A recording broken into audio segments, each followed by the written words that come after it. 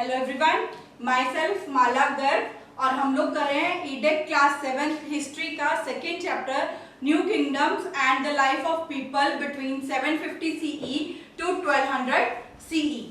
हमारे पिछले वीडियोस में हमने राजपूत और राष्ट्रकूटास इन सब लोगों के एडमिनिस्ट्रेशन को और मिलिट्री स्ट्रक्चर को पढ़ा था।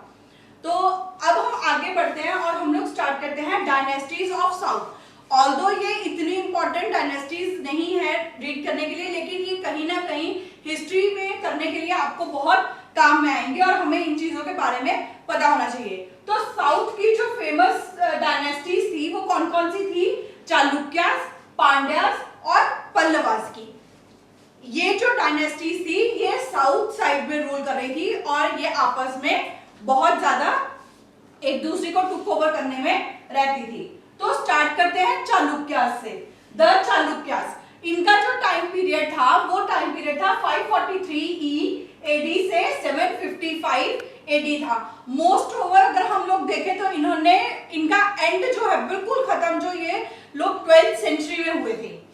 तो इनको वटाकटास और चालुक्यास भी बोला जाता है। अगर आपको कोई क्वेश्चन आता है जिसमें आता है कि एक्सप्लेन राइट समथिंग अबाउट वटाकटास, तो आपको कंफ्यूज नहीं होना है। They are asking about the Chalukyas, वो चालुक्यास के बारे में पढ़ रहे हैं। इनको ये सेम है, वो उसी के बारे में पूछ रहे हैं। और इनको और क्या बोला जाता था? चालुक्यास जो थे इनको वटाकटास भी बोला जाता था और चालुक्यास ऑफ बादामी भी क्यों कहा जाता था। अब इनको चालुक्यास ऑफ बादामी क्यों कहा जाता था? क्योंकि बादामी जो थी इनकी कैपिटल थी।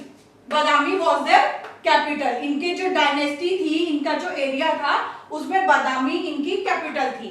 और जो चालुक्य डायनेस्टी की एस्टेब्लिशमेंट थी, ये किसने एस्टेब्लिश की, किसने शुरुआत की? तो वो की थी पुलकाशिन I ने। चालुक्य डायनेस्टी की एस्टेब्लिशमेंट पुलकाशिन I ने की थी। और जो इनकी मेन डायनेस्टीज थी जहां इनका सबसे ज्यादा रूल चलता था, जो वो टेरिटरीज थी वो कौन कौन सी थी? महाराष्ट्र एंड आंध्र प्रदेश। तो ये शॉर्ट में है, ये आप लोग नोट कर सकते हैं कि इनकी रूलिंग टेरिटरीज थी महाराष्ट्र और आंध्र प्रदेश। और जो सबसे ज्यादा ग्रेटेस्ट रूलर थे, फेमस रूलर थे, जिन्होंने हम कह सकते हैं कि इसमें बहुत ज्यादा चालुक्य डायनेस्टी को ग्रो करने में या हाईलाइट करने में जिनका हाथ था, वो कौन थे? पुलकाशिन II। पुलकाशिन I ने ऐसा क्या किया था जिसकी वजह से उनको ग्रेटेस्ट रूलर कहा जाता है? आपको याद होगा कि हमने पहले हर्षा के बारे में सुना होगा, अपने हर्षा के बारे में पढ़ा था। उसमें ये था कि जो किंग हर्षा थे वो बहुत ज्यादा फेमस थे और उनकी युद्ध नीतियां बहुत ज्यादा मानने योग्य थी। तो पुलकाशिन II ने डिफीट किया था हर्षा को। कहां पर किया था? Banks of Narmada river. Narmada river के बैंक्स में पुलकाशिन II ने हर्षा को डिफीट किया था, हराया था और उनकी डायनेस्टी को अपने कब्जे में ले लिया था। अब इन्होंने सिर्फ लड़ाई झगड़े में नहीं, कि बहुत सारा इनका आर्ट भी मिलता है। Built many Shiva temples in Aihole and Pattadakal. अब आपसे अगर कहीं भी क्वेश्चन पूछा जाता है who are the makers of, या जिन्होंने वहां शिवा टेम्पल्स बनाए हैं, तो किसके राज्य में बनाए गए हैं और किसने बनाए हैं? तो आप लोग बता सकते हो कि Shiva temples in Aihole and Pattadakal were made in the Chalukya dynasty. उसी डायनेस्टी टाइम पीरियड में इनके चालुक्यास के द्वारा बनाए गए हैं। उनमें आप नाम डाल सकते हो पुलकाशिन I, पुलकाशिन II, इनके बारे में। और इन्होंने जो इनके ऊपर जो हमले होते थे, अब हर एक चीज जो भी है उसका एंड तो कहीं ना कहीं है, तो इनके ऊपर भी जो थे फेस अटैक्स बहुत फेस किए इन्होंने। कहां से? राष्ट्रकूटास से इन्होंने नॉर्थ की तरफ से। ऊपर मैंने आपको बताया कि जो राष्ट्रकूटास की डायनेस्टी थी तो उन्होंने इनके ऊपर बहुत सारे हमले किए हैं। And Cholas in the south, नीचे बिल्कुल इनके चोलास रूल कर रहे थे, तो चोलास ने इनके ऊपर बहुत सारा अटैक किया। आने वाली वीडियोस में हम लोग चोलास के बारे में पढ़ेंगे। ये बहुत एक चोला डायनेस्टी बहुत फेमस डायनेस्टी थी और इनकी जो हर चीज थी वो डिटेल में थी और उसके हमें बहुत सारे इंस्क्रिप्शंस मिलते हैं जिससे हम इनके बारे में पढ़ सकते हैं। तो हम डिटेल में जो पढ़ेंगे वो चोला डायनेस्टी के बारे में पढ़ेंगे अपनी अगली वीडियोस में, आने वाली वीडियोस में। तो जब इनके ऊपर अटैक्स हो रहे थे तो कहीं ना कहीं चालुक्य डायनेस्टी का एंड तो होगा ही, तो rule ended in 12th century. मैंने आपको बताया कि 12th सेंचुरी में ये पूरी तरह खत्म हो चुकी थी। ऑल्दो इनका रूलिंग पीरियड चालुक्यास का 755 तक था, लेकिन कहीं ना कहीं कुछ एरिया थोड़े बहुत डायनेस्टी खत्म हो गई थी, लेकिन किंगडम्स तो कुछ थे। तो वो चीजें भी खत्म होने में कितने कौन सी सेंचुरी में ये चीजें फिनिश हो गई थी? 12th सेंचुरी में, राइट। तो आगे बढ़ते हैं, हम लोग पढ़ेंगे द पांड्यास के लिए, तो उसके लिए चलते। तो अब बात करते हैं पांड्यास की। पांड्यास कौन थे? पांड्यास का जो नेशनल एम्बलम था, जो उनका साइन था, वो था एक फिश का।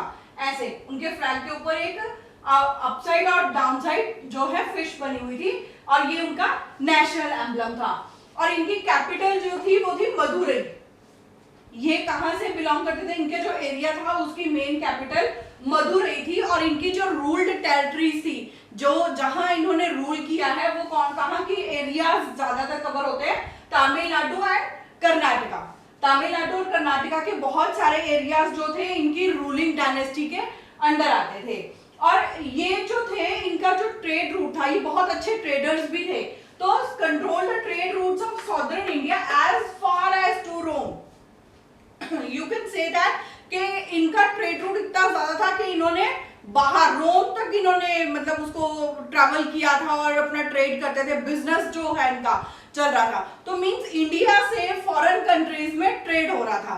तो अब आप देखो कि बाय रोड भी जाते होंगे, ये बाय सी भी जाते होंगे, तो इन्होंने वो सब चीजें डेवलप कर चुके थे, ये सब चीजें हो चुकी थी। तो ये जो थे, इनका मेन जो ट्रेड का था कि ये सबसे ज्यादा किस चीज में फेमस थे? तो ये पर्ल का ट्रेड करते थे, मोती का ट्रेड था। और सबसे ज्यादा फेमस ये सी कोस्ट पर थे। जो हमारे सी रूट्स आते हैं, जो हमारे कोस्ट आती है along, famous traders of pearl along sea coast, जो किनारा है समुद्र का, वहां सबसे ज्यादा ये लोग फेमस थे। क्योंकि रोम में जाते थे, मैंने आपको बोला कि इन्होंने सीज में भी ट्रैवल रूट्स डेवलप कर लिए थे और ये रोम तक जा चुके थे। तो इनका जो है उस चीज के लिए भी ये लोग बहुत फेमस थे। अब ये सिर्फ पर्ल में नहीं थे कि इन्होंने सिर्फ ट्रेडर किया हो, डायनेस्टीज अपने अंडर की हो, ये लोग आर्ट और उसके लिटरेचर के भी बहुत ज्यादा पैट्रॉन थे। ये उसको भी बहुत मानते थे। और इन्हों के टाइम पे ही जो तमिल आर्ट है उसको अपनी पहचान मिली थी। Patterns of art and literature, Sangam literature composed in Madurai. अब जो फेमस संगम लिटरेचर है, ये कहां पे कंपोज हुआ? ये इनकी जो कैपिटल थी मदुरई, वहीं पर कंपोज हुआ, वहीं पर बैठ के बनाया गया। अब वो कैसे होता था? ये लोग क्या करते थे, ये इन्होंने एक असेंबलीज की, 3 असेंबलीज की, जिसमें तमिल के बहुत फेमस पोइट्स आते थे और वहां पर उनका संगीत वगैरह चलता था। वो वहां पर अपनी सुनाते थे लय वगैरह, और उसी में जो है ये कंपोज हुआ। मदुरई में इनका होता था। ये देखिए, Sangam literature was composed in Madurai, arrange 3 assemblies of Tamil poets to encourage Tamil literature। Tamil literature को एनकरेज करने के लिए ये तमिल पोइट्स को बुलाते थे। और ऐसे इन्होंने, और ये जो असेंबलीज होती थी ना, ये एक तरह से फेस्टिवल की तरह होती थी, त्योहार की तरह ये लोग मनाते थे कि लोग आएंगे बाहर से और फिर वहां पर ये लोग बैठ के अपनी कविताएं या अपने जो लिटरेचर है उसको प्रचार करेंगे, उसके बारे में डिस्कशंस होंगी। तो वो चीजें होती थी। It was like a festival. Meenakshi temple was built by the Pandyan kings. अब जो फेमस मीनाक्षी टेम्पल आप सब लोगों ने सुना होगा, तो ये किसने बनाया था? ये भी पांड्यास ने बनाया था। तो अब हमें पता चलता है कि तमिल लिटरेचर को जो सबसे ज्यादा फेमस पॉपुलैरिटी मिली वो पांड्यन के कल्चर में मिली थी, पांड्यन डायनेस्टी के टाइम पे मिली थी। ये लोग पर्ल के ट्रेड में फेमस थे। सी रूट्स, सी कोस्ट पर इनका ज्यादा मतलब फेमस थे ये लोग। और इन्होंने सी ट्रांसपोर्टेशन भी शुरू किया था, जिसकी वजह से ये रोम तक सबसे दूर जो इनका ट्रेड चलता था वो पांड्यंस का था। अब आते हैं हमारे थर्ड पल्लवास की तरफ। हमने चालुक्यास किया, पांड्यास किया, और अब हम कर रहे हैं पल्लवास के बारे में। पल्लवास की जो कैपिटल थी वो कौन सी थी? कांचीपुरम, या कांची भी बोल सकते हैं। तो आपने कंफ्यूज नहीं होना है कि वहां कांचीपुरम के बारे में लिखा है तो हमें नहीं पता। तो कांचीपुरम एक ही चीज है। और इनके जो ग्रेटेस्ट रूलर थे वो कौन थे? नरसिम्हा वर्मन वन। और इनको ममना वर्मन भी बोला जाता था। इनको ममना वर्मन भी बोला जाता था और नरसिम्हा वर्मन वन भी बोला जाता था, जो इनके पल्लवास के फेमस रूलर थे। इन्होंने पुलकेशिन II को डिफीट किया था और वन को, जो चालुक्यास के उसमें आए थे, उनको जब डिफीट किया था तो अपने आप को ये इन्होंने क्या कहा, वट्टापी कोंडा, इन्होंने अपने आप को वट्टापी कोंडा का नेम टाइटल दे दिया था। ऑलवेज एट वॉर, और ये हमेशा लड़ाई झगड़े में रहते थे। किसके साथ रहते थे? पांड्यास और चालुक्यास के साथ। किस चीज के लिए लड़ाई होती थी? अब लड़ाई तो मैंने कहा आपको आपस में इन डायनेस्टीज की चलती रहती थी। हर एक को होता था हमारी पावर बढ़ जाए, किस लिए? वार फॉर वेल्थ, हमने पढ़ा था पीछे चैप्टर में। तो ये लोग अपनी डायनेस्टीज को बढ़ाने के लिए रहते थे। और पांड्यास और चालुक्यास के साथ जो पल्लवास की वॉर हर टाइम चलती थी, वो किस मेन जगह के लिए चलती थी? वो थी कृष्णा तुंगभद्रा दोब। कृष्णा रिवर और तुंगभद्रा दोब के लिए चलती थी, क्योंकि ये बहुत एरिया, इस चीज को, एरिया को कैप्चर करना चाहते थे। अब लाइक पांड्यास और चालुक्यास की तरह ये भी सपोर्टर्स थे आर्ट, लिटरेचर और आर्किटेक्चर के।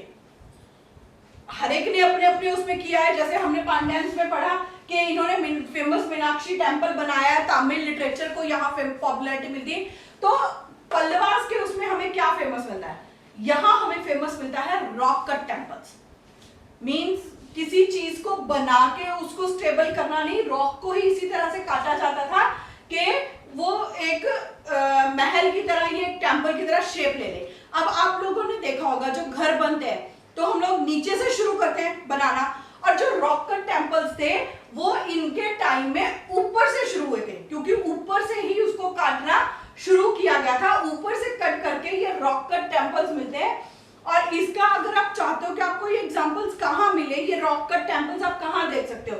इसमें आप ये देख सकते हो कि उसको सिर्फ कटिंग की हुई है, इतनी बढ़िया तरीके से बारीकी से नक्काशी की हुई है, और उसको इतनी तरह से उसमें मूर्तियां को कट करके बनाया गया कि आपको उसमें कहीं भी अटैचमेंट कुछ है ही नहीं है कि किसी चीज को जोड़ा हो। और रॉक कट टेम्पल्स की हमें जो इंस्क्रिप्शन है, जो हमें मिलते हैं सिंबल्स, वो कहाँ है? नरसिम्हावर्मन वन ने जो बनाए हैं वो कौन से हैं? महाबलीपुरम। उन्होंने महाबलीपुरम जो है एक जगह वो बनाई थी, और रथा एंड मंडप्पा टेम्पल्स। अब रथा और मंडप्पा टेम्पल्स वहां पर देख सकते हो। रथ टेम्पल जो फेमस रथ टेम्पल है, मंडप्पा टेम्पल्स है, वो नरसिम्हावर्मन वन के द्वारा बनाया गया। और नरसिम्हावर्मन टू ने कौन से बनाया? एक शोर टेम्पल एट महाबलीपुरम। महाबलीपुरम मैंने आपको बताया नरसिम्हावर्मन वन ने बनाया था। तो ये जो है ये वहां पर शोर टेम्पल बनवाया नरसिम्हावर्मन टू ने। और कैलाशनाथ टेम्पल एट कांची, कांची इनकी जो कैपिटल थी, वहां पर जो एक फेमस टेम्पल है कैलाशनाथ टेम्पल, वो भी आप लोग वहां पर अच्छे से देख सकते हो कि वो कैसे रॉक कट टेम्पल्स की हमें एक निशानियां मिलती हैं। कितनी उस टाइम का जो आर्ट, लिटरेचर, आर्किटेक्चर जो आर्ट था वो कितना मतलब फेमस था और कितना अच्छा था कि उन्होंने ऐसे टेम्पल्स की उसारी करी। आप देख सकते हो कि टेम्पल्स नीचे से, हम कोई भी बिल्डिंग बनाए, कुछ भी बनाए, हम हमेशा नीचे से शुरू करते हैं, उसके ऊपर बेस बनाते हैं। लेकिन जो रॉक कट टेम्पल्स हैं ये जो है ये ऊपर से बने गए थे। इनकी स्टार्टिंग ही ऊपर से हुई थी कि इनको इतनी ऊंचाई देनी है और इसमें यहाँ हमें इतने पिलर्स बनाने हैं।